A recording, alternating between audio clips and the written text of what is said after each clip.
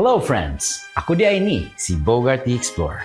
And today, we climb a mountain not just for the view, but for the truth. Sa taas sa Mount Samat sa Bataan, naay usa ka dambuhalang krus nga makita pa sa layo. But that's not just any cross. It's a symbol, a reminder, a tribute. This is the Dambana ng Kagitingan, the Shrine of Valor. It stands for the courage of Filipino and American soldiers who fought and fell during the Battle of Bataan in World War II. Mga sundalong gutom, sugatan, pero wala mi atras. They held the line, not for glory, but for country. And today, we revisit this hallowed ground. We remember their bravery. We honor their sacrifice. Welcome to Summits of Greatness, Dambana ng Kagitingan. This is Storya ng Bayan. Nagtumawag si Presidente Franklin Delano Roosevelt na lahat ng able-bodied Filipino citizen mag-report sa training center. War was imminent, kaya ganun. My father, he came here in 1936. He was sent here in 1936 by the U.S. Army, and he was still here in 1942 when the war started. So yung mga Pilipino, they rolled down these big boulders sa mga Japanese tanks. Kasi nasa area na sila nun dito sa Mount Samat, everything na eh. Wala, naubusan na sila ng ng mga ammunitions.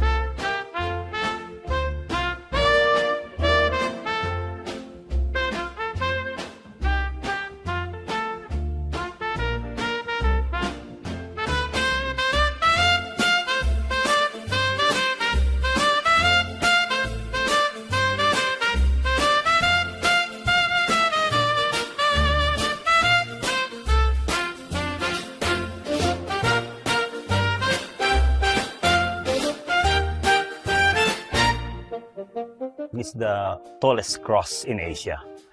It's 92 meters, so it's almost same as the height.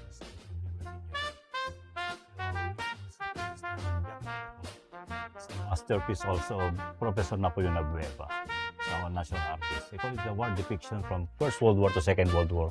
So we can see all this statue, Rizal, our national hero.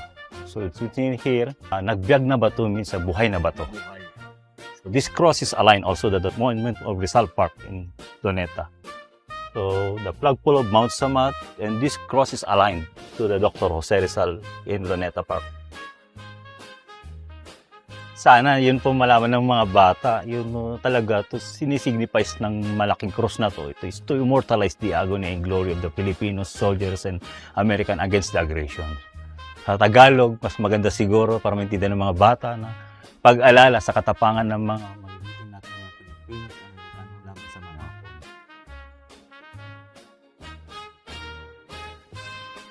My father always told me about the incredible bravery of the Filipinos, and whenever he spoke of actions, it was always the Filipinos that were throwing themselves against the Japanese machine gun. I don't want to take anything away from Americans. A lot of them died. Many of them, hundreds and hundreds died. But I'm just going by the color painting my father painted for me of the war. He told me the only bravery, outstanding bravery he saw was by Filipinos. For one thing, only 2 out of every 10 men fighting in Bataan were Americans. 80% were Filipinos. Because of the tremendous effort by young Filipino soldiers and Americans in a foreign country, they stopped the greatest force in Asia, World War II, stopped the Japanese dead in their tracks and held them back for 4 months before they surrendered. Corregidor held on for another month, so it set the Japanese back 5 months in their conquest of Asia. I'm still in awe of all the men, especially the Filipinos. 67,000 Filipinos were on the death march and about 11,000 Americans. So that gives you an impression who was fighting. It was the Filipinos who were doing most of the fighting and most of the dying in the battle for Bataan. And between 5,000 and 10,000 Filipinos died on the death march in 7 days. Perhaps that's what's wrong in today's world. The young people, they're so far removed from the war that they feel no connection to it, and I feel a little bothered by what their grandfathers and great-grandfathers went through, but I witnessed what my father went through. So I came here in 2011 on a tour for 3 weeks. At that point, I met my future wife, and when I came and I drove up and down Bataan, I noticed the death march markers were in such poor shape. I couldn't believe it. Some markers we couldn't even find. They had been grown over by bushes and weeds, and they were covered with mold and mildew and algae. They were so black you could drive by them and not even notice they were there. Many we had drove 3 or 4 times before we finally saw them behind a bush that had grown up in front of them. I bitch a lot on Facebook when the markers are being damaged, and initially I blame the DPWH, but and they took the heat, and they got calls from congressmen and senators when I find 2, actually about 11 of them were badly damaged or totally destroyed. And it turns out it really wasn't them, it was their contractors that they hire to do their work for them. For 7 years, 138 markers every year. We gave up every weekend beginning in November, and we finished usually the second week in March. Kung makakapagsalita ang bawat marker, ano kayang gusto niyang ikwento sa mga Pilipino yung ngayon at saka yung mga susunod na generation ng mga Filipinos? Oo nga eh. Kung makakapagsalita siguro sila, sana, siguro ang unang-unang nilang sasabihin, always remember me. Siguro, huwag niyo akong kalimutan. Nakakalungkot. Parang, kahit man lang at least dito sa DepEd Bataan, sana itanim sa utak ng mga bata kung ano ang history ng Bataan. I was asked one time by a TV crew 4 years ago, I think, after a marker had been destroyed, the reporter said, "Mr. Hudson, why do you think the Filipinos have forgotten their history?" And it didn't take me long to think about it, because during the years we were painting markers, my wife and I ran into a number of people who they knew that these were death march markers that we were working on, but they knew nothing of the death march. You asked them, "You know what these are?" "Yes, sir, these are death march markers." "Do you know about the death march? You know how many people died?" "No, when was that?" They didn't even know it was in World War II. So I learned before I was asked by the reporter that nobody had forgotten their history. They were never taught their history.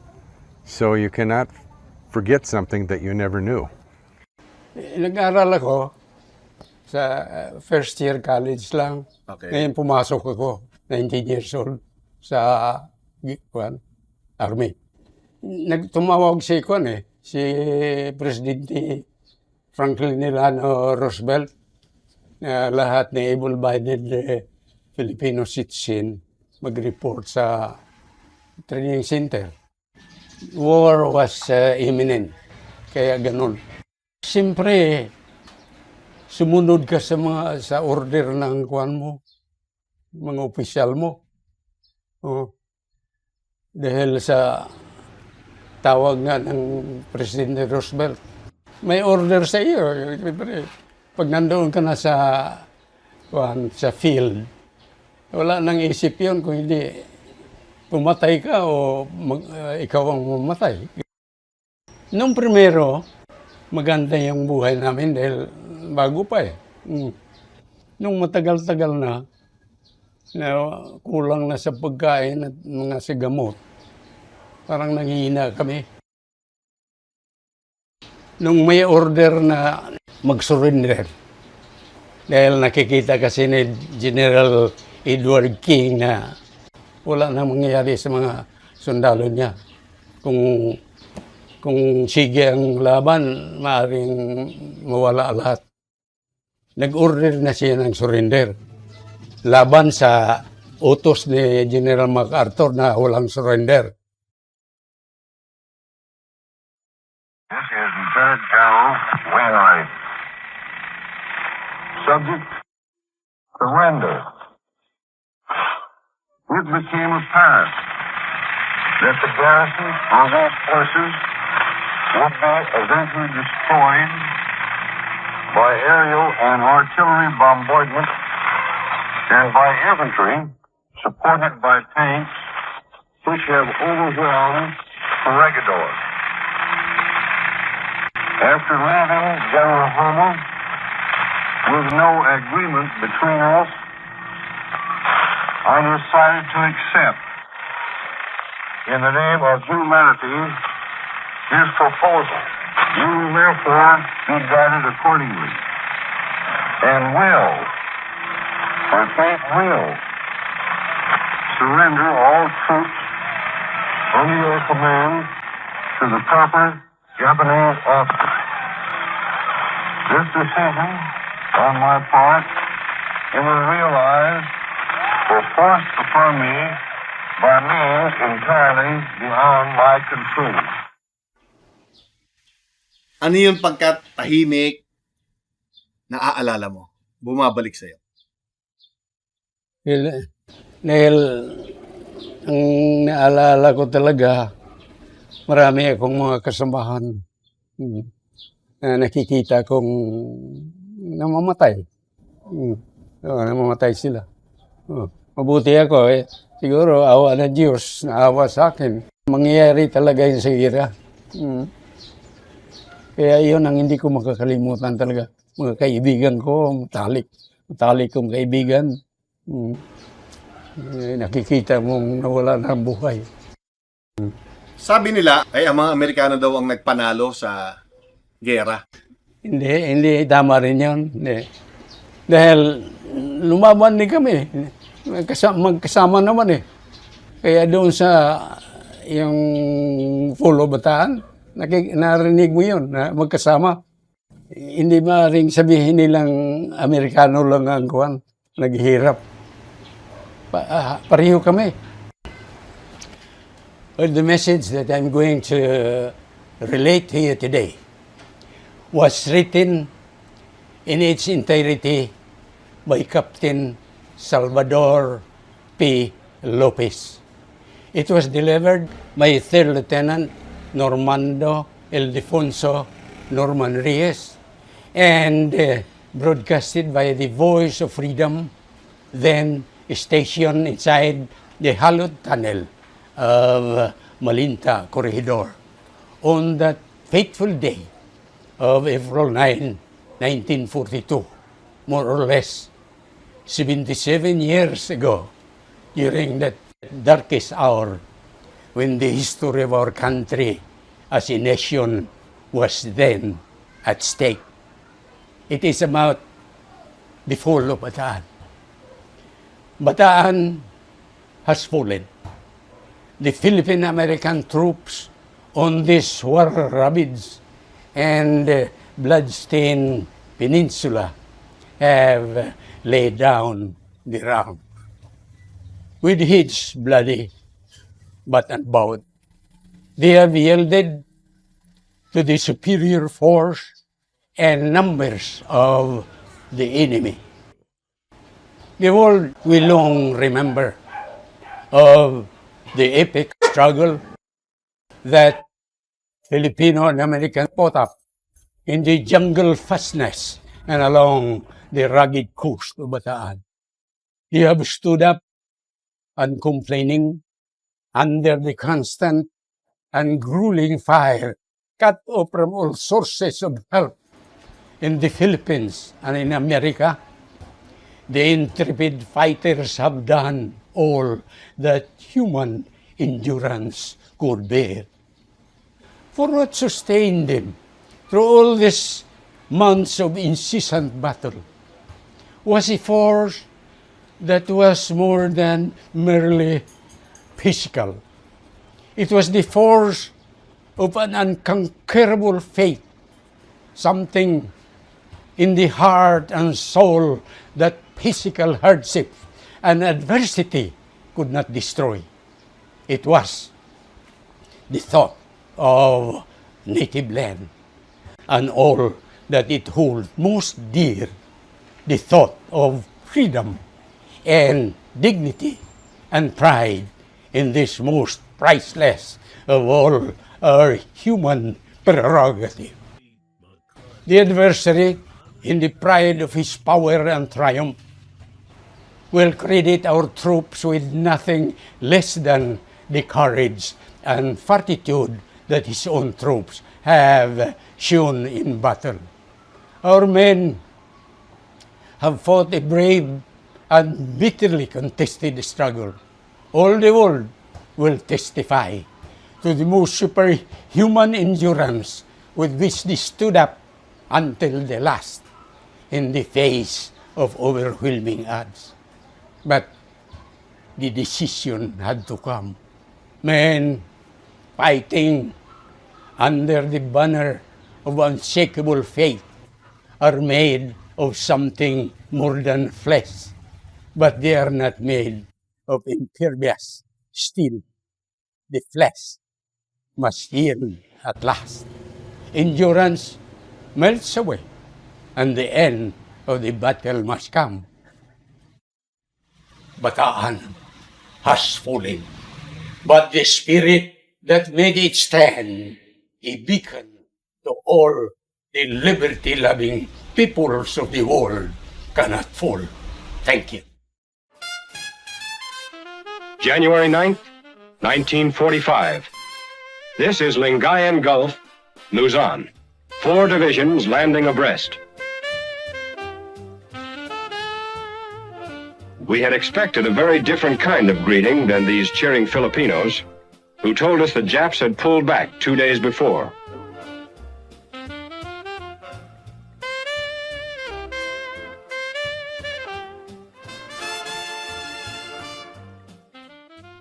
These are guerrillas.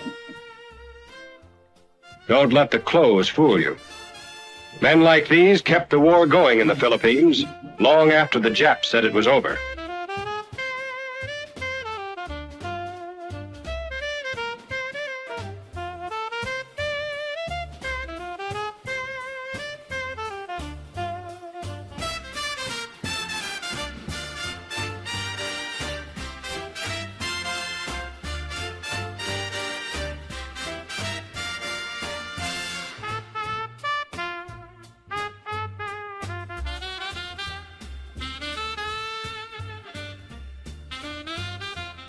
After climbing Mount Samat, one thing becomes clear, mga amigo. Kagitingan is not about never failing. It's about standing your ground, even when the odds are against you. The Dambana ng Kagitingan is more than just concrete and steel. It's built on courage, on memory, on sacrifice. So every time you see that giant cross, remember, it marks the pain of war, but also the pride of being Filipino. Ako si Bogart the Explorer, and this has been Storya ng Bayan. Padayon ta sa pagpanukiduki, pag-ila sa atong kasaysayan, ug pagdungog sa atong mga bayani. Till the next summit, keep exploring mga kaibigan, and don't forget, like, follow, and subscribe sa Storya ng Bayan on YouTube, Facebook, and Spotify. Support history, support heroes, support Filipino greatness.